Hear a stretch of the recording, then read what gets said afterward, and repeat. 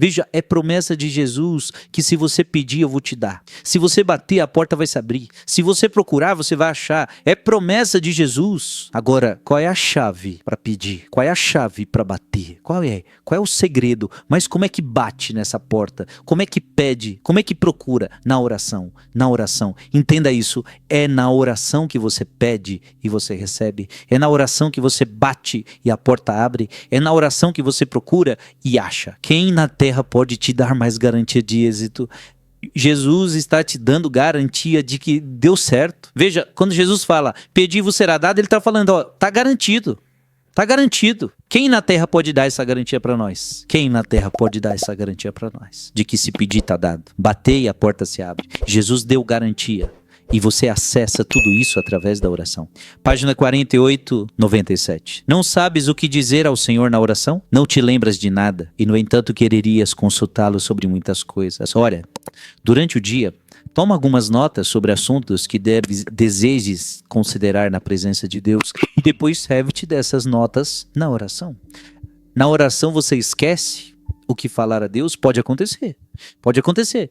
Assim como pessoas na confissão. Às vezes a pessoa se preparou para confessar, lembrou os pecados, chega na hora da confissão, esqueci os meus pecados. Então às vezes você vai rezar diante de Deus, você tinha tanta coisa para falar, de repente na hora da oração, esquece, não vem mais nada. Olha o conselho que José Maria Escrivá disse a você. Durante o dia, tome nota. Olha que interessante. Sabe quando você tem uma reunião com alguém?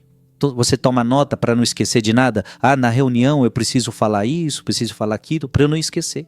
José Maria Escrivá está dizendo, durante o dia tome nota dos assuntos que gostaria de tratar com Deus. Não que seja uma reunião, não que seja algo... Não, é para você não esquecer. Então José Maria Escrivá está dizendo, ó, se te ajuda, escreve. Nossa, hoje na oração eu vou falar com Deus dessa questão do meu casamento. Hoje na oração eu vou falar com Deus desta minha fraqueza. Eu não posso esquecer. E depois na oração você vai ter as suas notas e ali você fala, ah, lembrei. Eu vou falar disso, vou falar disso, vou falar disso. Então para quem tem dificuldade, para quem é muito esquecido, tá aqui uma sugestão, até mesmo para confissão, né? Chega na confissão, esqueceu? Então, toma nota então. Toma nota, porque aí você olha a nota, você lembra. Ah, eu lembro que eu tenho que falar disso. Página 49, 98. Página 49, 98. Depois da oração do sacerdote e das virgens consagradas, a oração mais grata a Deus é a das crianças e dos doentes. Interessante. Qual é a oração mais agradável a Deus? Primeiro dos sacerdotes. Por quê? Porque são os sacerdotes que oferecem a missa, né? Os sacerdotes fazem a oração mais perfeita da face da terra. Não existe oração mais perfeita na face da terra do que a missa. E você já prestou atenção que não é o fiel, não é o leigo, não é o fiel que fica falando com Deus na missa. Quem fala com Deus na missa é o padre, em nome de todos. Então, as orações, todas quem faz é o padre. No Brasil, e eu digo ainda no Brasil, porque fora do Brasil nem isso tem, o povo responde algumas orações. Mas muitas coisas dessas orações respostas nem tem, fora do país, fora do Brasil, às vezes nem tem isso. Claro, tem algumas respostas que já são o amém, o Cordeiro de Deus, e algumas respostas sim, o povo sempre faz em qualquer lugar do mundo. Mas aqui no Brasil tem algumas respostas que é só no Brasil que tem, ou é em alguns outros países. Mas eu quero dizer o quê? Na missa é o padre que reza. E, portanto, a oração mais grata a Deus é a do padre. Depois da oração do padre, a das virgens consagradas. Interessante. Pessoas que... Essas virgens consagradas são mulheres, são pessoas que se dedicaram de corpo e alma totalmente a Deus. Então, a sua oração, ela é muito agradável a Deus. Porque é uma mulher, é uma mulher totalmente dedicada. Mas depois disso, a oração mais grata a Deus é a das crianças. Olha que coisa linda, né? Nós precisamos acreditar mais na oração das crianças. Porque as crianças têm o que nós não temos, a pureza de coração. E outra, quando a gente fala criança aqui, principalmente abaixo de 7 anos. Porque abaixo de 7 anos... uma criança não tem pecados. A criança só começa a pecar quando ela tem o uso da razão. E aí a gente entende que a partir dos 7 anos, há algumas crianças talvez mais cedo, porque já conseguem diferenciar o que é certo do que é errado com bastante clareza. Mas, quanto mais a criança está em pureza, então a oração dela é muito forte. Da mesma forma, a oração dos doentes. Então José Maria Escrivá diz que tem força a oração dos sacerdotes e das virgens consagradas. E depois a oração das crianças e dos doentes. Você que está doente, você que está acamado, a tua oração ela é muito poderosa. Por que que a oração do doente é poderosa? Porque está acompanhada de sofrimento ofertado a Deus. Então qual é a oração do doente que é poderosa? Daquele doente que não reclama, daquele doente que oferece o seu sofrimento a Deus. Então, quando esse homem, quando essa mulher reza, essa oração ela é muito poderosa. Então, eu até digo para você, aproveite para rezar quando você está doente. Você não reclama, você não murmura, você oferece essa doença para Deus e Deus acolhe esta oração com muita força, a oração do doente. Página 49. 99. Quando fores orar, que seja este um firme propósito, não ficar mais tempo por consolação, nem menos por aridez. Quando fores orar, não ficar mais tempo por consolação, ou seja, sabe quando você vai rezar e você se sente bem? É gostoso rezar, é bom estar aqui, então você quer ficar mais tempo. Igual Pedro, né? Senhor, é bom estarmos aqui, não vamos embora não, vamos construir aqui 3 tendas, uma para ti, uma para Moisés e uma para Elias. Então, a gente tende a isso. Quando a oração tá boa, a gente quer ficar mais tempo. Agora, vai ter horas que a oração vai estar mais árida. É um dia que eu não estou com muita vontade de rezar.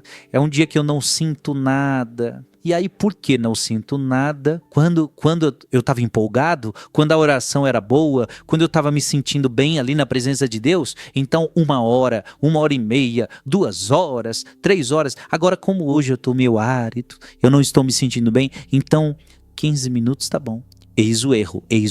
Então, às vezes, se empolga demais quando está se sentindo bem e diminui a oração quando está se sentindo mal. Então, cuidado. Então, eu devo rezar quando eu estou bem, eu devo rezar quando eu sinto aquela oração tocar minha vida, mas eu devo rezar também quando eu me sinto mal. Então, por exemplo, se eu tenho...